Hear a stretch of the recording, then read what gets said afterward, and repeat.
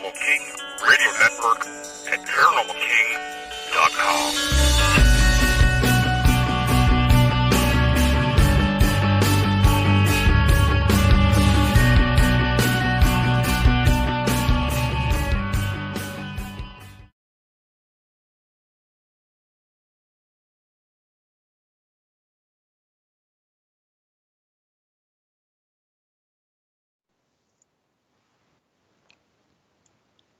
Welcome to the Paranormal News Insider for the week of June 8th, 2021, and officially episode number 482. And this is your host, Dr. Brian D. Parsons, and we are live on the Paranormal King Radio Network here at ParanormalKing.com. And today is Ghostbusters Day. So happy Ghostbusters Day to everybody out there. Probably not too many people knew about that, but I don't know. I don't think I've ever done a show on June 8th ever. I have to go through the archives to see that, but today is officially Ghostbusters Day. The original movie was released on June 8th, 1984. Boy, does that make me feel old. I have the original soundtrack on cassette somewhere, and I was actually listening to my limited edition Marshmallow vinyl album today, and to celebrate that. So yeah, I'm pretty old, I guess. But today we'll also cover some other topics. It's all over the place today. Of course, I took last week off, being that it was right after Memorial Day. You know, the official beginning of summer. So a little hangover there. Not really a hangover, but day off, week off, whatever you want to say. But sometimes it's a crapshoot. Sometimes I come back and it's not even missing a beat. But the last 2 weeks have been pretty crazy with paranormal news. So I'll do my best to catch you up on everything that's been happening all over the place. I mean, there's everything all over the place. Bigfoot, alligators. We're going to talk a lot of UFO stuff. Obviously, there's I don't know if you've heard some sort of report coming out pretty soon. I don't know. We'll talk about that. We've got some, we're all over the place tonight. There's all sorts of stuff. So tune in. Put your 5-point seatbelt on. Get your helmet. Whatever you need. There's a lot of stuff coming your way tonight, and we're just gonna get to it. I'm not even worried about conferences, conventions. I haven't updated that. I know there's a bunch of stuff going on this weekend. Here in the Northeast, I don't know about other states, but everyone's burning masks. Nobody cares about that anymore. Everyone's getting back to normal. All the concert venues are opening up. Baseball's at full capacity here in Cleveland as of it'll be a week tomorrow. So we still haven't had a game yet due to rain. Summer's here. It's hot. It's humid. And yeah, everything is returning to normal as far as the paranormal conferences convention scene for the most part, it seems like. So the door is wide open for that. So we'll kind of focus on that in the next couple of weeks to kind of get you up to date on all of that. But this week, like I said, lots of news, and kind of want to start out with some stuff here, some personal stuff. So we'll get into anomalous notes. So I don't know if you've ever heard of this kid, some kid named Colin Schneider. Not sure if you've ever heard the name. He's was a pretty big name here in the cryptid arena, especially here in the Northeast Ohio area and I guess Western PA. It seems like all of us hang out in PA more than Ohio. I don't know. But he had a radio show, and he still has a blog called Crypto Kid, which I don't know anymore. I heard the last time I heard Crypto Kid, some kid in the cryptocurrency got arrested. So I don't know, maybe he should change that. But anyway, I was very excited to get an email from him asking me to write, which, I'm used to being on podcasts and radio shows, but I love writing. So was excited to get a 5-question, questionnaire on the topic of cryptozoology and what's going on nowadays with it. I thought was pretty exciting. to see that. So participated in his ongoing multi-part 5-question examination on the state of cryptozoology. And I had a lot of fun answering it, but I don't know, I kind of feel like I was a little bit harsh, which I guess you kind of have to be since I'm not really happy with what's going on. But I did have a lot of fun answering it, and it's kind of I felt I wanted to challenge people to think a little bit differently, I guess, about this pursuit of cryptozoology. Cryptozoologists Ron Murphy, Kenny Irish have also participated in the blog, as well as noted skeptic Sharon A. Hill. So you can just Google Crypto Kid. Of course, you're going to get articles again on the aforementioned criminal, which is not the same person. Colin Schneider, not a criminal, as far as I know. He's too young for that kind of stuff. But his blog spot, paranormal101.blogspot.com, you can find my article as well, or I guess my answers to his questions, as well as everybody else's so far. And I'm kind of curious to see how many other people answer. I tried not to look at it. I didn't look at it at all before I answered mine. Then I went back and read everybody else's and was like, whoops, can I change my answers? No, I'll stick to my stuff. I'm not like that. But it's pretty interesting to see how differently different people look at things. I almost feel like I was more skeptical than the skeptic. If that makes any sense. But I don't know. It's certainly interesting to see the opinions and the I don't know, we'd say the perspectives of other people in the field and outside of the field as well, especially people outside of the field, how they view what we're doing, from that angle. And I think that's important, especially for those of us that are, I don't want to say got our blinders on, but we're set in this field, looking outward instead of where we should be, kind of looking inward a little bit. So that was fun to get that published. He kind of announced the comeback in early May, and I got the invite a couple weeks later, and it was posted right at the end of May, right before Memorial Day. And then I got a message asking if I knew anywhere where he could return to come back on the air. He was a pretty successful radio show host in his own right, and we were shared the same network a few years ago. And I've known Colin for quite a while, so when he asked me about coming on a network, gosh, I don't remember how many years ago that was. I was quick to say, yeah, let me get you in here because I think you'll do quite well. And I met him a long time ago. I spoke at his school a long, long time ago on cryptozoology. We've hung out at a number of paranormal events over the years, talking shop in various angles for many, many years. And now I'm very excited to announce that, yes, he is joining the Paranormal King Radio Network family, and Colin Schneider will debut, I should say re-debut, well, I guess debut here on the Paranormal King Radio Network next Monday. He'll be here live, June 14th, the return of the Crypto Kid radio show right here on the Paranormal King Radio Network. I'm excited to have Colin back. He's a good interviewer. He does it right, where it's kind of a conversation. It's not really, I'm going to ask you 15 questions and every show is the same. No, he is solid. He brings a lot of people back on a lot. Sometimes that doesn't work out, but the way he does it, it really does. Because again, people change over the years. He went through what we all went through. Life happens, and you kind of get distracted away from the paranormal. We've all been there. I've been there about 5 or 6 times. And sometimes you come back. Sometimes people don't come back. So I'm excited to see him back, see how his perspectives have changed as things in his life has changed as well. So looking forward to that next week. I believe Ron Murphy will be the inaugural guest right here. Ron is an excellent interview. You'll definitely enjoy him. He never gives a bad interview, and extremely knowledgeable guy. I'm looking forward to that show. I'm trying to remember if I work or not, but I'm going to definitely tune in one way or the other. And enough about that. My gosh, 10 minutes about Colin here.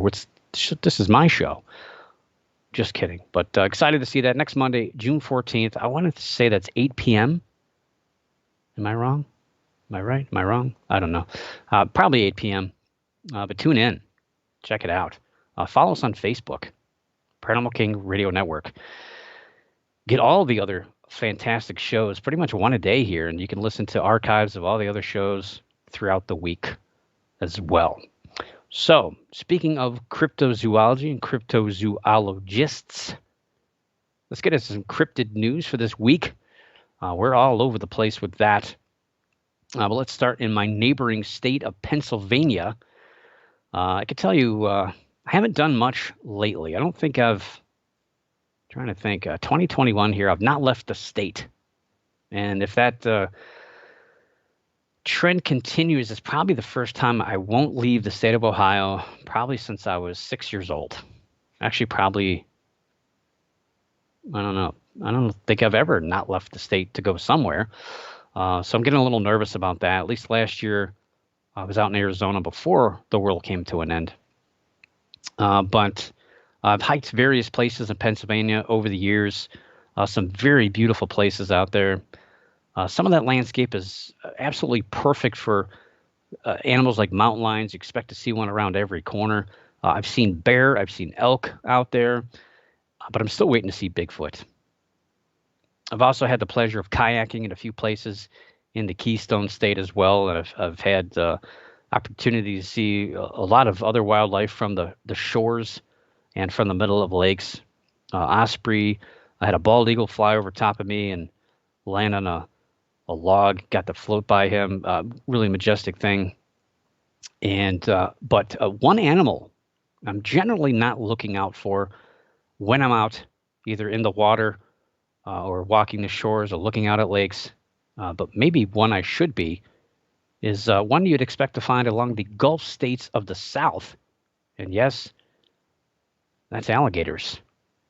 So just before Memorial Day, a post showed up on a Facebook website named Find Toby in Pennsylvania. So the Find Toby in PA is a site for assisting owners in finding their lost dogs and other animals.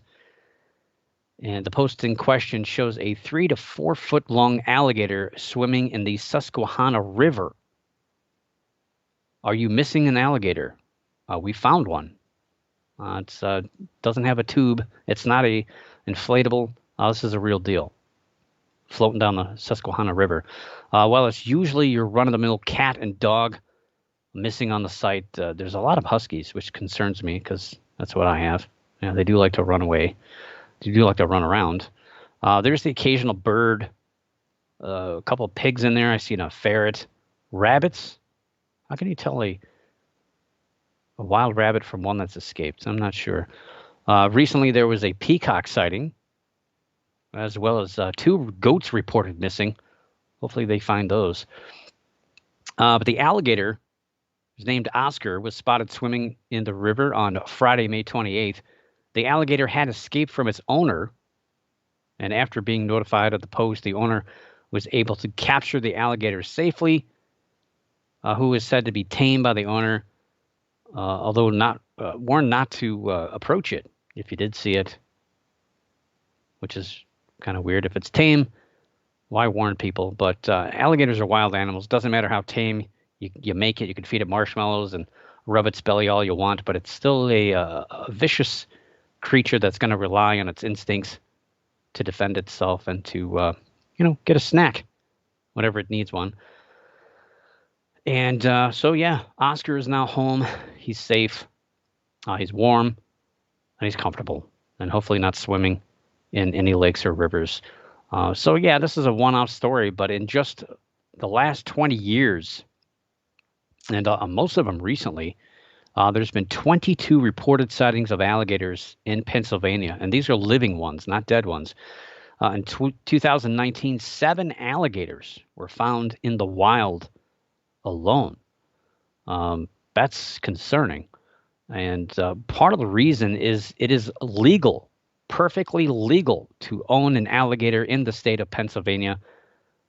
However, it is illegal to let them loose into the wild. But if you'll allow people to own these things, sometimes they grow too big. It outgrows the kiddie pool. It outgrows your bathtub. What do you do with it? It's going after the neighbor's chihuahua. You can't feed it anymore. You can't take care of it. I mean, what are you going to do? Stop working to stay home and take care of this thing? No, you're just going to dump it into a river or a lake, where sadly, once it gets cold out, it's going to die. So you're pretty much giving it a death sentence if you do throw it out into the wild. So call somebody. Generally states, I'm not sure about Pennsylvania exactly, but most states, if you do surrender an animal, there's really no questions asked. Especially in states where they're illegal to be owned, if you do surrender it without letting it loose, because this is a problem everywhere.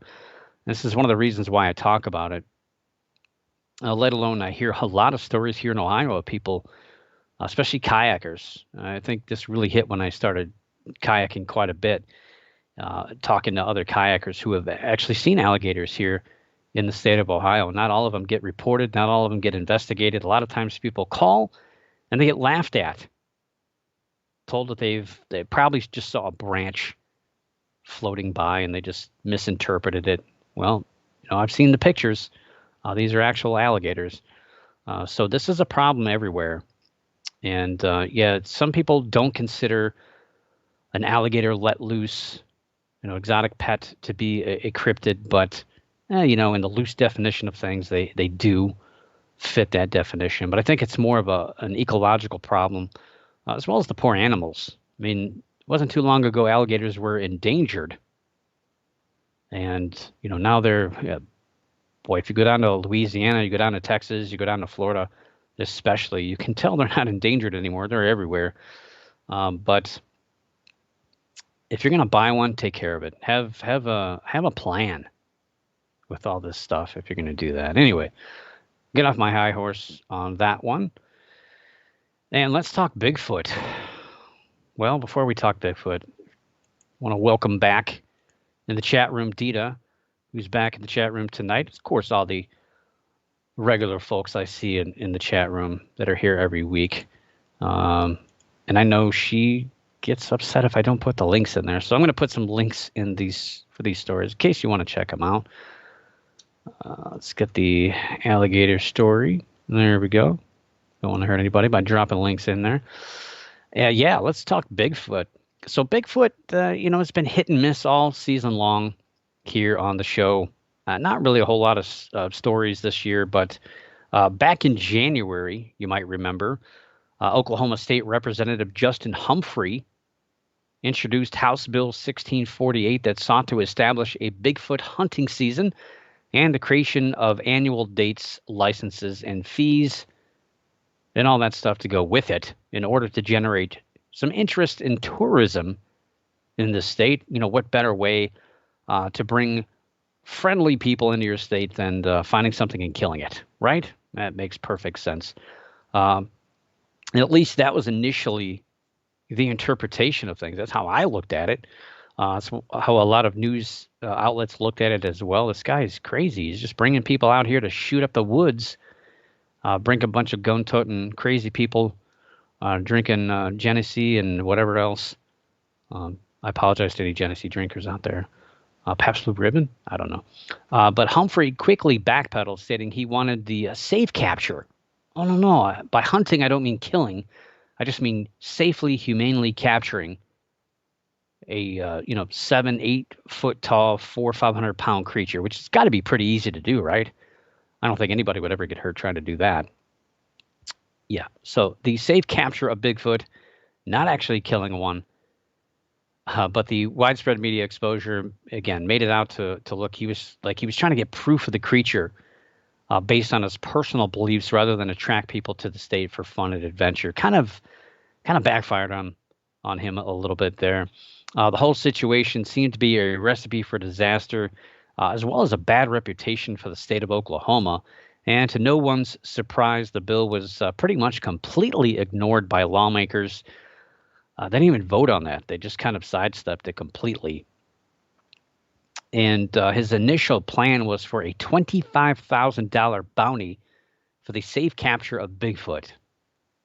I guess that's plenty of cases of beer, a couple cases of shotgun shells. That might be kind of persuasive to some people.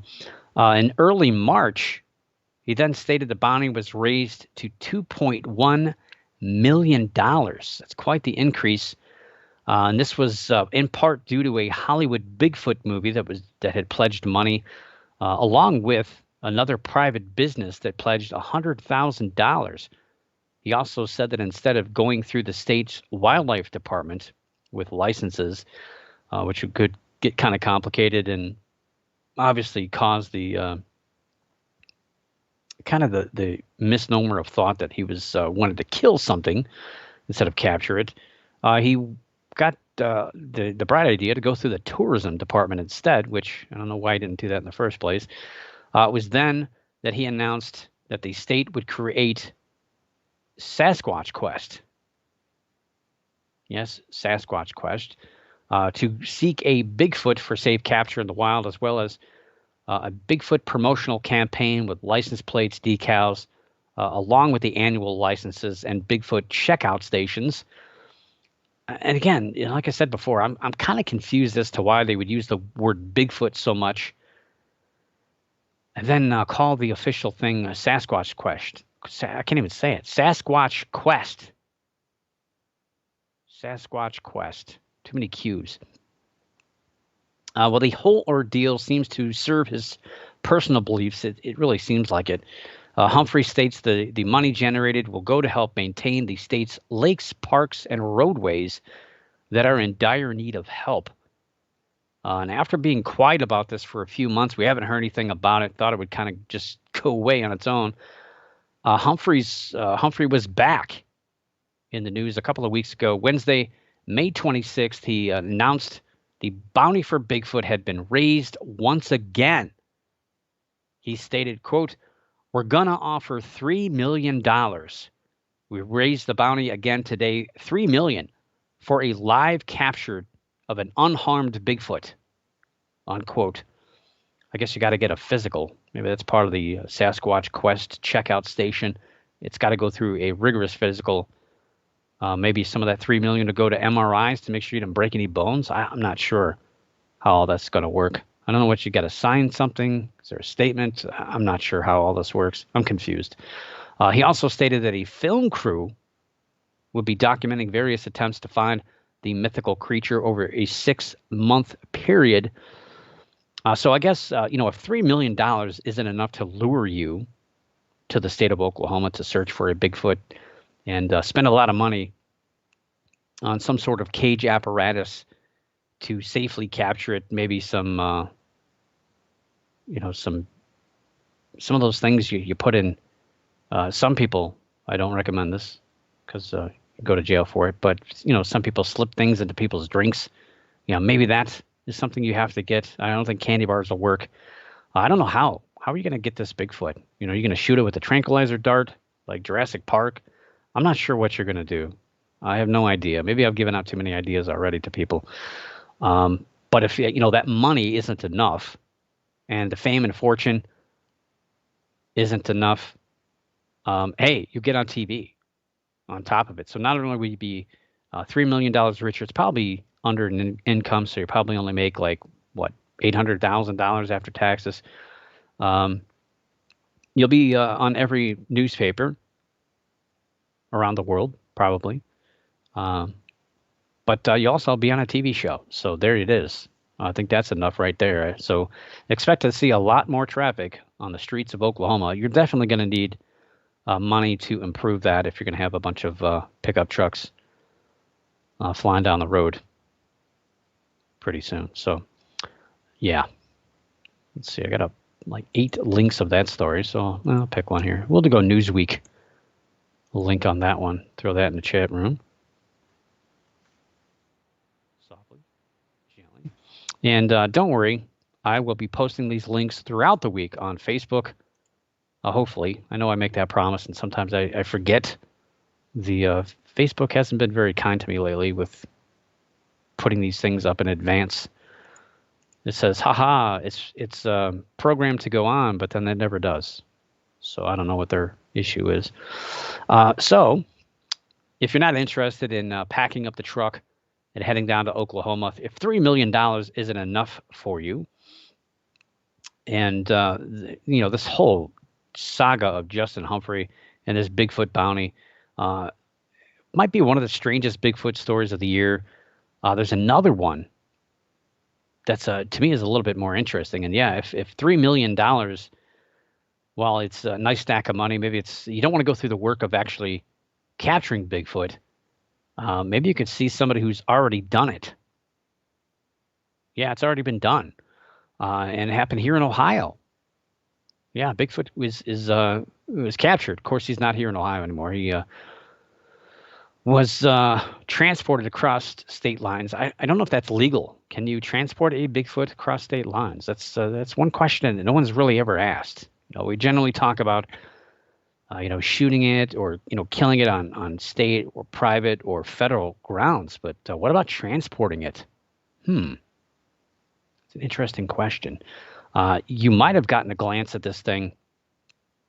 You might have been able to see this captured Bigfoot if you were on the lookout on Interstate 70, which runs pretty much, I think it goes pretty much all across the United States for the most part. But it started here in Ohio, down in Columbus, transported out of Columbus, Ohio, and was recently delivered to Colorado. Yes, a large wooden crate strapped to a trailer and towed by a truck received a lot of glances and spurred a lot of conversations as it headed west. And if you don't believe me, I've got pictures. They always say if you only believe it if you got pictures. Let's see. Here we go. We got a couple pictures here. So here's a picture of the. Whoops. I screwed that up. So yeah, we got a picture of the trailer. So it's just a giant box. It's got some spray paint on it, little graffiti there saying "Warning, Sasquatch." I mean, if I was driving down the road and I saw that, I'd follow that anywhere just to get a glance. I'd wait for the next rest stop or when the truck ran out of gas. Definitely want to check that out for sure. Especially when it says "Look inside" on the giant crate. It's got bars on the back of the trailer. I definitely would have generated a lot of interest with the warning messages about a captured Sasquatch. So the trailer arrived yesterday, June 7th, in Bailey, Colorado. And no, it's not an actual living Sasquatch, nor is it dead. Just let me preface that. It arrived at the Sasquatch Outpost in Bailey, Colorado. The Sasquatch Outpost is a museum dedicated to Bigfoot and Sasquatch. It's pretty much the same dude, just different regional flavors of the creature, I guess you could say. I shouldn't say flavors because that's what you eat, but types, descriptions, witness statements. Claims to be listed as one of the top 10 wackiest places to visit in Colorado. Not sure about that. Aren't they one of those legalized states? Anyway, probably top 10 wackiest places to visit in Colorado. Sure. I don't need to read the list. I trust your judgment. Inside of the crate is a 7-foot, 3-inch tall mechanical Sasquatch. That would be a sight to see for sure. Along with a smaller juvenile. The pair of creatures were built by Unit 70 Studios in Columbus, Ohio. Unit 70 Studios creates life-size animatronic and static props used in haunting attractions and other areas of the theme park industry. And got pictures of those, too. It's pretty cool, to say the least. I'll give you one of them in the trailer first. It's pretty cool. Now, if I peered through that and I saw a giant thing, almost looks like the Minnesota Iceman a little bit. Got another one when they're walking around. I'd love to see some video of this thing moving around.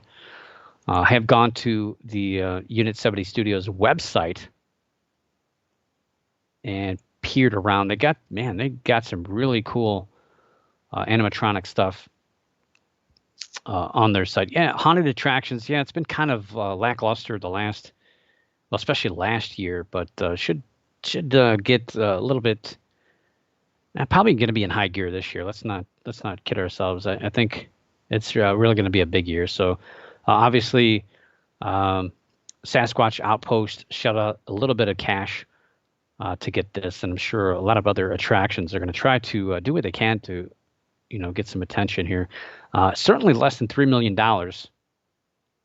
There's a static version of Bigfoot on the Unit 70 Studios website. It goes for about $4,500. It looks a lot different than this one, though. I'm not sure how much this one would be. If I had to guess, probably 7 grand. That's just my guess. I don't really know, but I think that's worth it. That thing is pretty cool. I don't think it would fit in my garage, but I definitely put that out in the front yard for sure. That is pretty cool.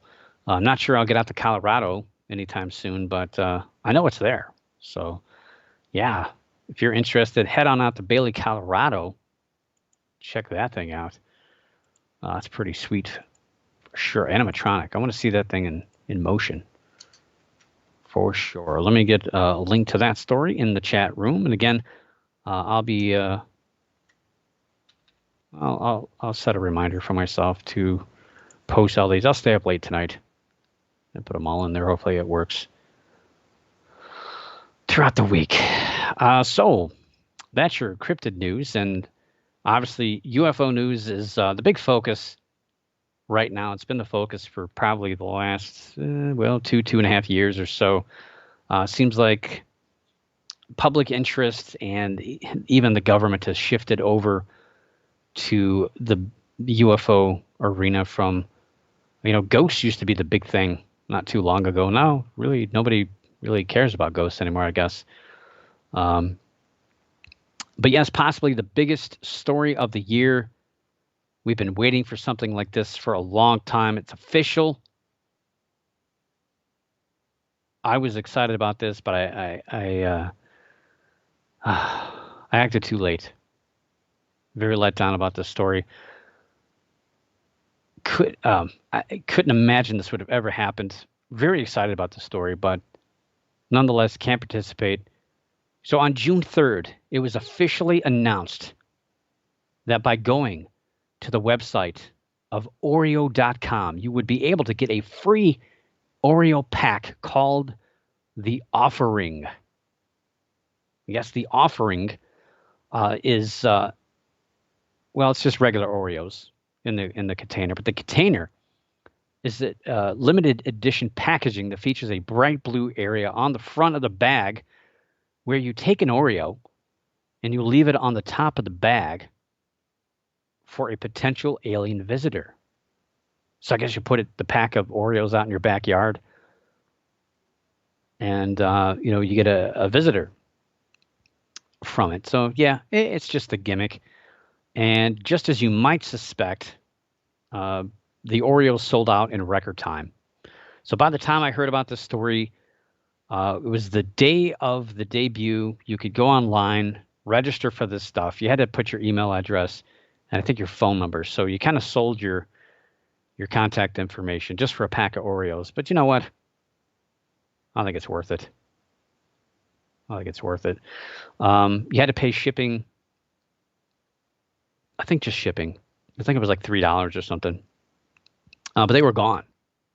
I don't know if it was hours or minutes, but they were gone. So you can't get them. Unless I don't know. I haven't checked eBay. I'm sure they would be quite expensive at that point. But yeah, The Offering Oreos. Let me. I think I got a picture of those packaging. Pretty cool. Yeah, it's gimmick. Kind of like the Bud Light during the that event back in Area 51. Oh, so long ago. Yeah, there it is. The Offering. Chocolate sandwich cookies. Huh. Interesting.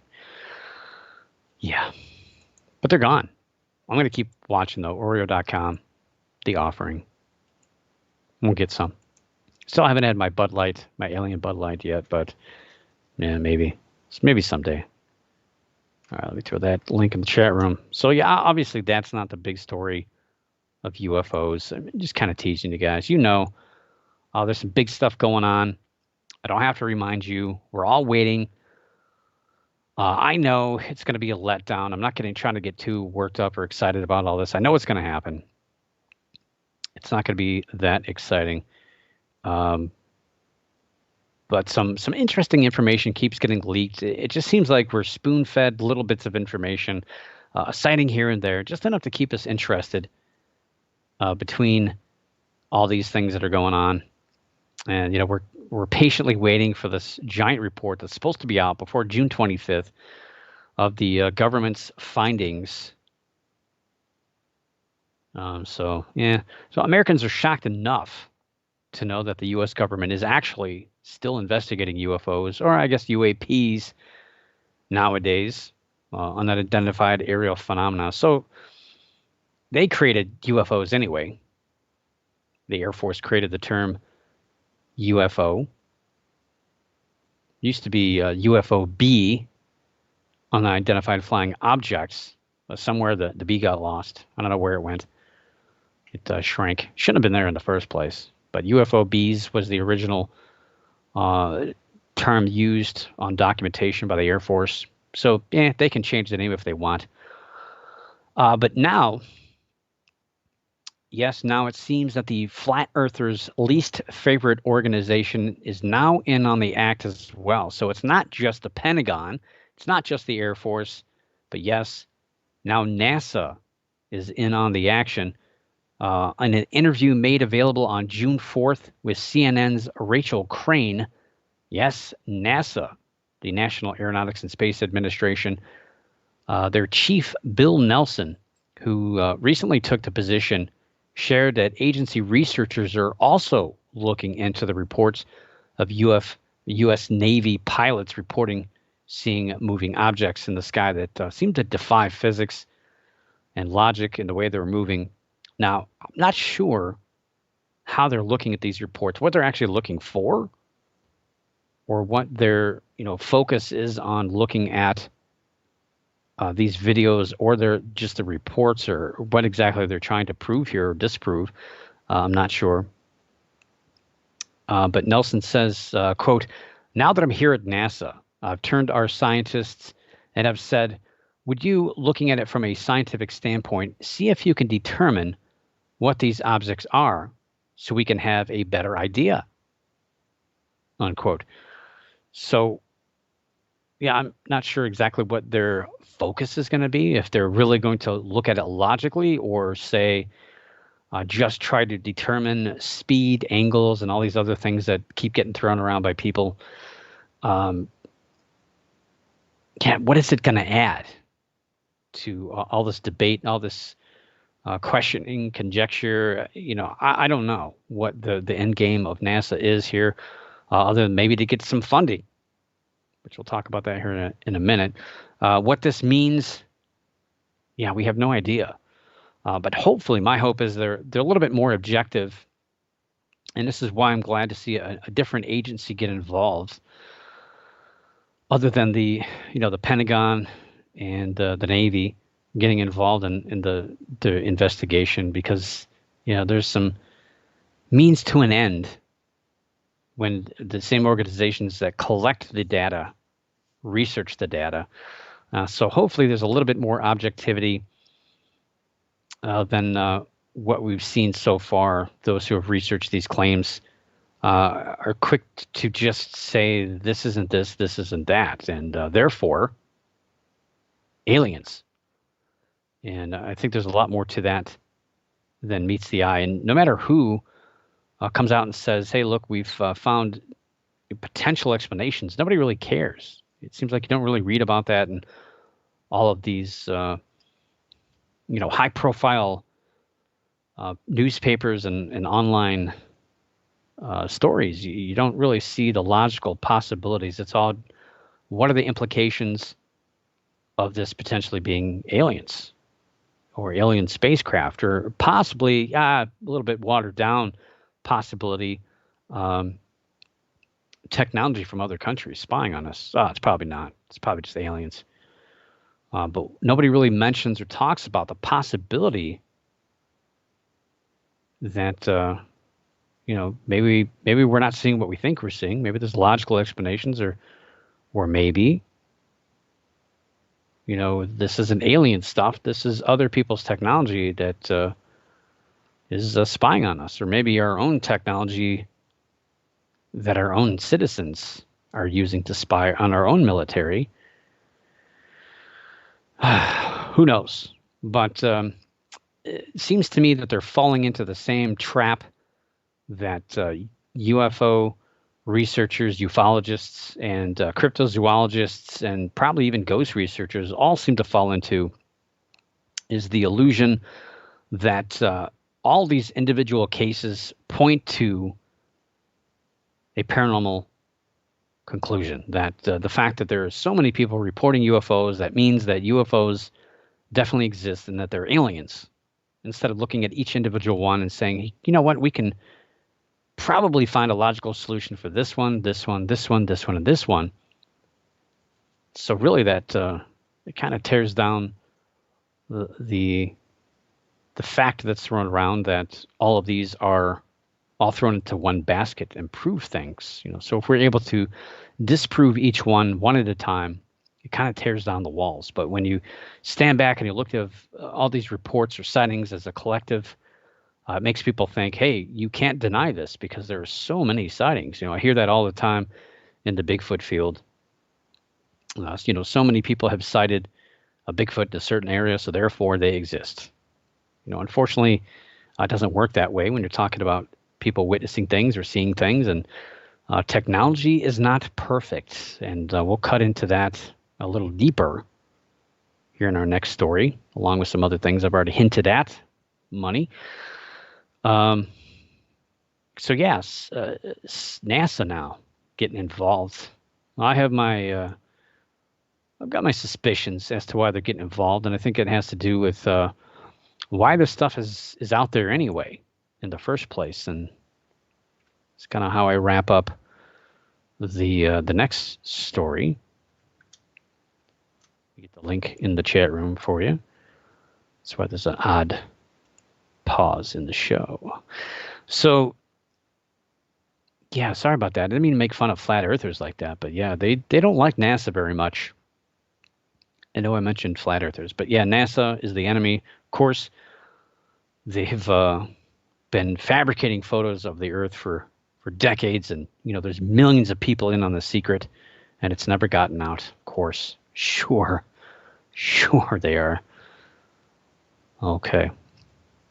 Anyway, so yeah, UFOs and this giant report that's set to come out at any moment. Holding my breath as we speak. So by June 25th, we're supposed to have this giant report given to Congress. And of course, it's going to contain all sorts of information on research, investigations, reports, sightings, so on and so forth. All the information, full disclosure, everything we know about UFOs piled into one giant pile, I guess, of paperwork. And yeah, but don't count on it. While I do think we will get some sort of release, I don't think it's going to be the end-all, be-all, all answers. I think it's probably going to create more questions than answers. And while we're all eagerly awaiting this Department of Defense, is it the Office of the Director of National Intelligence, are supposed to get together and deliver their formal report on UAPs and UFOs to Congress. Well, it's as we've seen already throughout all this drama the last, year and a half, 2 years, the only way any of this stuff has ever officially come out is by leaks.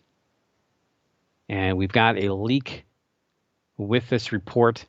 There was a sneak peek on the New York Times website, and it's been picked up by a lot of other news outlets. So June 3rd,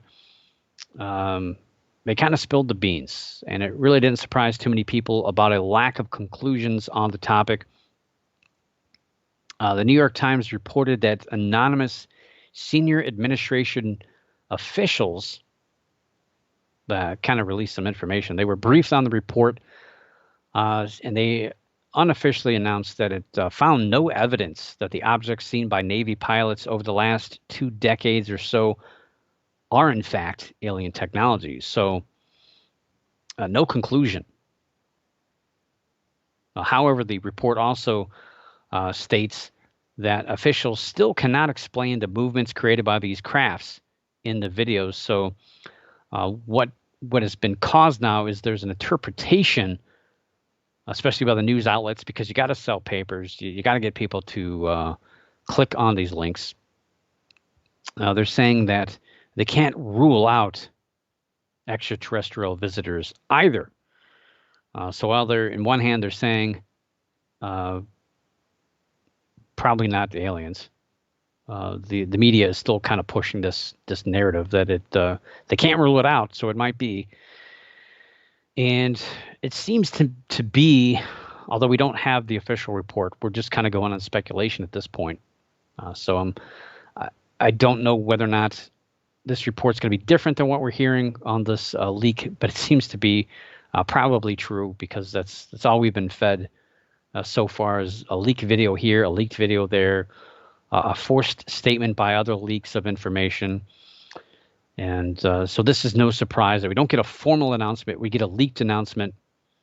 And the only real conclusion about the report seems to be those craft seen by the U.S. Navy, with more than 120 reports involved, do not involve technology used by the United States. So one possibility has been mostly ruled out with these reports, but leaves the window wide open for other explanations. And that was one thing that I recommended or suggests, that it's possible that maybe some of this stuff is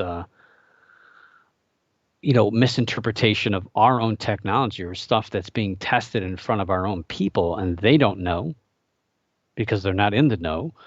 The military has a weird way of doing things like that. Historically, bringing out technology in front of our own people, they don't even know what it is, because they're not part of that knowledge base. They're not in on what's going on. And I guess that's not the case. Of course, would they really say that, though? Would they really say that, well, actually, 20 of these reports, we're not going to tell you which ones, 20 of these reports are actually a new drone technology that we can't really divulge?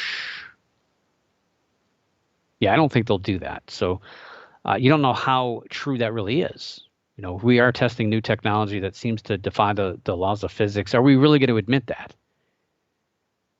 Not only to our own general public, but to the world at large, who's keenly watching this information unfold, probably laughing at us too, because we're all believing in UFOs over other technologies that exist.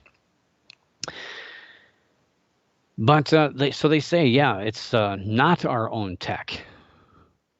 But you kind of would expect, I guess you would expect them to say that, because we're not going to tip our cards. And that was the thing back in the 40s and 50s anyway, with a lot of these UFO reports.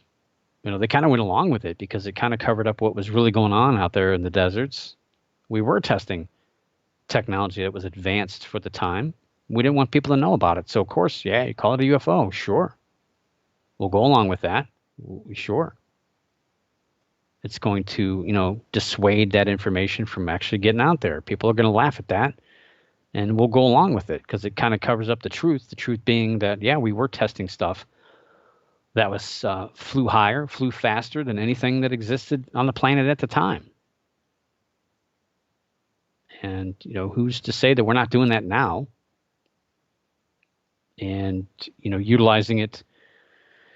I mean, to me, it would make perfect sense. If I have technology that, I want to dispatch to other countries, that I want to see if they could evade detection or do things that allow it not to be picked up by current technology, I would try it on my own people first, just to be sure. And so to me, that made sense that, maybe we're testing it on pilots who have no idea really what it is, that it's in fact our stuff. And if they can't detect it, they can't figure it out, nobody else can disseminate that information, then hey, we got us a winner. Put that thing in the production line.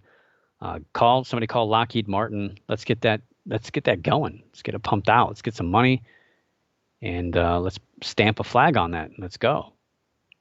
Let's ship them out. Let's start spying. But apparently, that's not the case. That's not the case.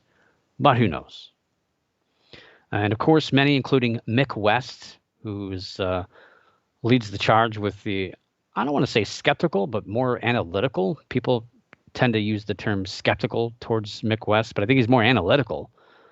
I don't think he has an investment either way. He just really wants to, like me, he wants to get down to brass tacks. What is really going on? I don't have an emotion. I don't have a feeling. I don't have a narrative or an agenda. I just want to know, what are we seeing? What are the possibilities at play here? Mick West feels, along with a lot of other people, that all of the videos that have been released so far do have possible logical explanations. Now, we don't know either way. There's no way to really prove it based on the limited evidence or information that we have. And looking at the analysis, many others have also agreed that logical explanations do exist. And again, if we break each one down individually and look at it, we can find one for each one. Then what does that do for the cumulative effort here? That really kind of knocks things down a peg or two. And one thing that I've kind of picked up on, I've not really read this too much, but it's there, is the fact that many of these leaked videos and stories include technology that's been used for the first time, either by pilots or a group of people. And it seems that infrared cameras seem to be at the epicenter of many of these sightings. And it could be that many of these sightings are of known objects that are misidentified using this technology that is not fully understood by the operator. So they don't know what they're looking for. They don't know what they're looking at. They're not able to determine distance or size. Your perspective is altered when you're looking at infrared technology. And if you don't really know what you're looking for beyond that, your senses can be fooled. So I'm not saying that all of these sightings are misidentification because of technology, but it seems to be there's a lot of these that another one UAP sighting was the crew was the first time they were using this technology on an airplane. And there was a ship that had gotten new technology as well that they had, as soon as they put in this new radar infrared stuff, that they were starting to see all these things all over the place. It doesn't mean that new technology is going to see things that we've never seen before. Maybe we're just fooled by what we're seeing. Of course, the former could be the explanation as well, but that remains to be seen. But again, I think the big problem is these videos come out, they're leaked, and everybody just takes them at face value. Nobody's really evaluating it other than people like Mick West or people that are just kind of outside of all this stuff. Where's the government at in really disseminating this stuff for anything other than making it more fantastic than what it really is? But with Mick West, he's not downplaying what's being seen in the skies. He does say, quote, "Firstly, there is a set of very real issues that could be grouped together as UAPs or UFO. Anytime something unidentified shows up in restricted airspace, then that's a real problem that needs solving. We know that drones have been used for terrorist attacks, and drones will very much be a significant factor for future conflicts. So we need to figure out how to identify and mitigate such things," unquote. And another interesting angle that's slowly coming to light involves money. Yeah, I alluded to that earlier. The left argues that the Pentagon has wasted a lot of money lately. $1.6 trillion, that's trillion with a T, on the F-35 that has produced mixed results and a number of accidents. over $2.26 trillion on the war in Afghanistan, and is facing a flat budget in 2021. So, along with this report, the Pentagon is receiving some money. So, with UAPs comes cash. And if this report points in the right direction, it could lead to additional funding, which could be filtered in many different directions throughout the organization. So, there is a little profit potential with going along with this UAP story. So that kind of opens the door for some other questions around all this stuff. Again, the official report is due out before the end of the month, but there's already a lot of discussion about what it will all mean and how it will affect things. Again, my issue with all this is an actual investigation into what might have caused the sightings or examining possible logical solutions, which is so far, again, only come with the general public, like Mick West, and while I initially thought it might spark more interest in UFO sightings, UFO investigations could help organizations such as MUFON flourish once again. I've kind of been reading a lot about a similar pattern that happened leading up to the 1980s and the Condon Report. And the public interest in UFOs led to the government examining this information, which led to the Condon Report. Ultimately, really hurt the UFO field. It was the end of a lot of research organizations, pretty much all but MUFON at the time, and it really put a big dent in that whole entire field. So, yikes! What's going to happen here? But we'll wait. We'll hold our breath, and we'll see what happens. One more UFO story that I'd be amiss if I didn't talk about this. It's pretty cool to see. Let me get this link in the chat room first. See if that works. Is it going to work? I guess that looks good. Stanton Friedman. So we haven't heard that name in quite a while. The UFO world has not been the same since May 13th of 2019 when Stanton T. Friedman passed away at the Toronto Pearson Airport after returning from an Ohio event. The passing of Friedman was the #1 story here on the Paranormal News Insider Top Stories of 2019. He's credited with making belief in the UFOs mainstream as he brought the Roswell incident back into the public eye and was just one of a small handful of scientists who argue on behalf of the field. The former nuclear physicist turned UFO spokesperson was recognized by a large number of organizations and individuals after his passing, and even had his obituary in the New York Times. Friedman will now be remembered in a limited time showing of his work at the Fredericton Region Museum in his hometown of Fredericton, New Brunswick, Canada. The Fredericton Region Museum has put together Stanton Friedman is Out of This World exhibit to celebrate the career and contributions to UFO research. So yes, the Stanton Friedman is Out of This World exhibit. You can catch that in Fredericton. Kind of out in the middle of nowhere. It's a beautiful place, looking at pictures of it. The exhibit will include artifacts, awards, recordings of phone conversations, documents, newspaper clippings, and more, with a focus on the New Brunswick area, of course. The exhibit has been in the making since January of last year and will debut on June 26th and will hopefully last around 2 years. And it's good to see people like that honored. It really had a big impact on this field. Yeah, so exciting stuff there. And I got one last story. Hold on. Don't everybody pull the chute yet. Everyone's leaving. That's okay. I get it. You got stuff to do. But got to mention Ghostbusters Day real quick here. So yes, today, June 8th, the 37th anniversary of the original Ghostbusters film. Celebrations have been going on for days. I don't remember seeing this much excitement about Ghostbusters, the Ghostbusters Day, since the 25th anniversary. That was a big deal. I don't really remember much 30 and 35, to be honest with you. Earlier today, Bill Murray and Ivan Reitman released a video talking about Ghostbusters Day.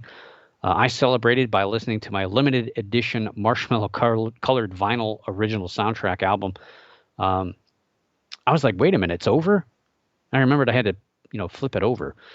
In New York City, a large gathering of officially recognized Ghostbusters, yes, there is such a thing, took place at the Hook and Ladder 8 firehouse that doubled as the Ghostbusters headquarters in the original two films. The firehouse has been in possession of the the Ghostbusters 2 movie sign, where he's got the peace symbol kind of thing, but 2 at the same time. Remember that one? They kept it inside except for during Halloween. Unfortunately, a few years ago, the sign was damaged, but just in time for Ghostbusters Day this year, the Buffalo Ghostbusters presented Hook and Ladder 8 with a new replica, no ghost sign. The sign and a sizable donation was raised via a GoFundMe campaign, which is always nice to do for firemen in New York City. The firehouse has already set up a small shrine inside with the original Ghostbusters 2 sign and other memorabilia.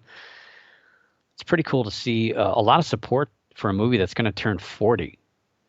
And I've got a 25th anniversary magnet. I guess I got to get updated. I've seen the original Ecto 1 at an auto show. I've seen a replica of the Ghostbusters headquarters at a theme park in Florida. But man, I got to get out to New York and see this. This is pretty cool.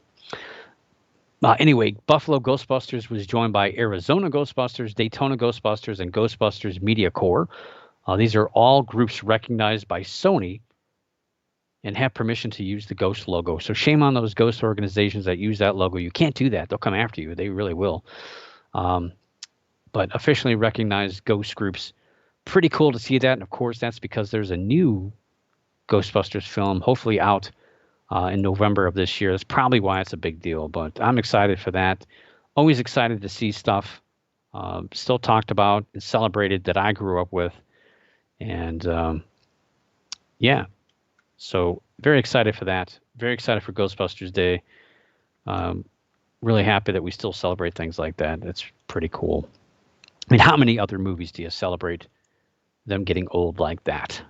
Anyway, packed a lot of stuff in, and hopefully we have a lot of stuff next week. I think next week is going to be interesting as well here on the Paranormal News Insider. But for now, I will see you next week.